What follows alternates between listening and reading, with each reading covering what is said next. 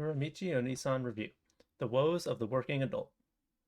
I watched the Uramichi Onii-San or Life Lessons with Uramichi Onii-San anime and really enjoyed it. This is a very low spoiler review for anyone reading or listening to this who has not seen the show or read the manga. There are some direct spoilers, but the show is a slice of life comedy with no proper plot, so I would not be concerned about the spoilers that bring up ruining your viewing experience. This is a pretty straightforward comedy with the flavoring of adult suffering.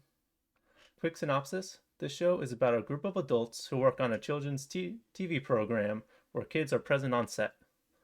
Most of the actors are very mentally unwell due to the daily stresses of life, to the point where they can't even keep their masks on completely for their job, which leads to very funny outbursts of depressing reality. It's really nice having a show about working adults in the mid 20s, early 30s age group that I think of as the earlier proper adult range. This is an age group that is usually just segmented to a few side characters in most anime and manga. As someone who's entered this age group in recent years, I relate a lot to what's going on here and, in a way, fear my approach to the age of the adults on screen. There are so many issues of adult suffering that get brought up here. To mention some of them: numbness to emotions, not wanting to get out of bed, not having confidence that you'll be willing to get up in the morning, that urge to go to a random place just to avoid going to work. And I can directly relate to his experience of that urge, like to get on a random bus rather than his work bus, but for me, someone to get on a random train. Feeling lost and directionless, stuck in the day to day, feeling unsatisfied with what your life is making out to be, thinking you're dull, pushing through difficult times for a specific goal, having something you were passionate and successful at before that did not translate to a job in that field, feeling despair over not being in a relationship, pressure to get married, not having many friends, relying on little moments of happiness, needing to do your job no matter how terrible you feel, feeling suppressed by society, annoying, unreasonable bosses, considering a few days off in a row a momentous occasion. Even if you're not as mentally unwell as many of the characters in the show, and hopefully you're not, if you're a working adult, you will have a lot of moments that you can relate to. While it does bring up these very real and depressing things, don't misconstrue it as the tone being genuinely depressing or heavy. They really are played as jokes, despite the truth to them both IRL and for the characters in universe. Yeah, this is not a show that will bring down your mood. The comedy works super well for me. I think the show is very funny. When it comes to shows that are primarily comedies, it's hard to say much more than that. Directly describing jokes takes away part of their punch for anyone who hasn't seen them already, and losing the context that helps make them funny, so I'm going to avoid bringing up specific segments I really liked, as much as I really want to talk about some of them. All I will say is the main bit of the show is that the adult characters reacting to positive or innocent things with a jaded adult perspective. You can empathize very easily with the characters through their very relatable and real issues. This does a great job of getting you invested in the characters. I really like the inner monologues we get from Uramichi that show his thought process. The characters largely do really feel like they could be real people. And as a side thing, having a character voiced by Mamoru Miyano is always a plus. I actually first came across the show because of clips of his character. There's a lot of famous Japanese voice actors here. The previously mentioned legend, Hiroshi Kamiya, Sugita Tomokazu, and Yuichi Nakamura. I knew I recognized most of the main characters' voices when I first heard them. As such, the voice acting is very good in this show.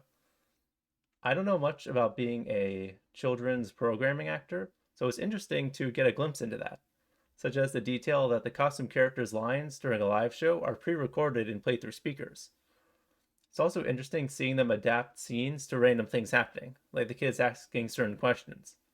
The characters needing to act and follow a script while also reacting to the chaotic element that is children makes for a very interesting setting. I do feel I got a good glimpse into this space from Uramichi-san. I tend to really like slices of life that focus on new subjects. I like getting a glimpse into a space I know nothing about through something more interesting than documentaries or articles. And to me, the mark of a good niche subject show is not successfully appealing to people already in that niche. It is being able to interest people who specifically aren't in that niche. If a show can keep someone with no knowledge or interest in that niche entertained, it's got great writing and execution. And Uramichi-san certainly did keep me interested and succeeds at this. I do have one talking point that does require bringing up some examples directly. So, one criticism I do have is that there's a bit of dissonance between whether you can take what the characters are saying as real or not, as in them actually, if they're actually saying it out loud and other people are hearing it. There are times when Uramichi will say something depressing while performing on the show, and other characters would react, as you would expect, if someone says something they shouldn't around kids. But then other times where he does, there are times where he does, and the characters don't react as if he just said that. Sometimes you can assume the camera or audio is not going in these moments, but there are moments where you really can't justify that. When they put on the concert is one place you see this.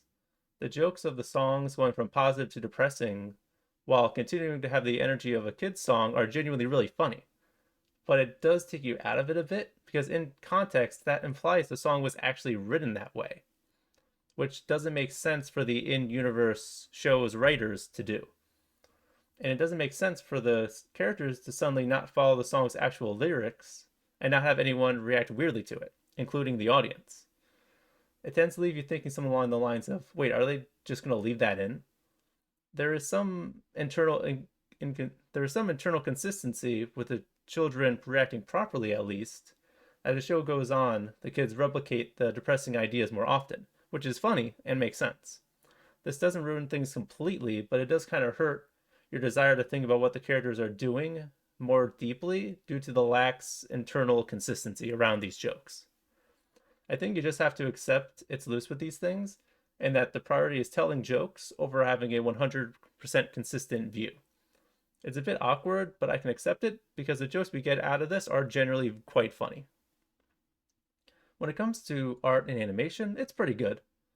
There is extra fluidity during more high movement scenes, which are nice to see. There are a lot of great expressions that manage to portray the impression of someone smiling through suffering, which are really awesome. The overall presentation of colors, character design, etc. are good too and fit with the setting of a children's program. I like the variety of hairstyles we get from all the characters as well. I have absolutely no complaints in the animation and presentation department. So yeah, I enjoyed the show a lot. I love these barely functional adults whose hinges are completely broken.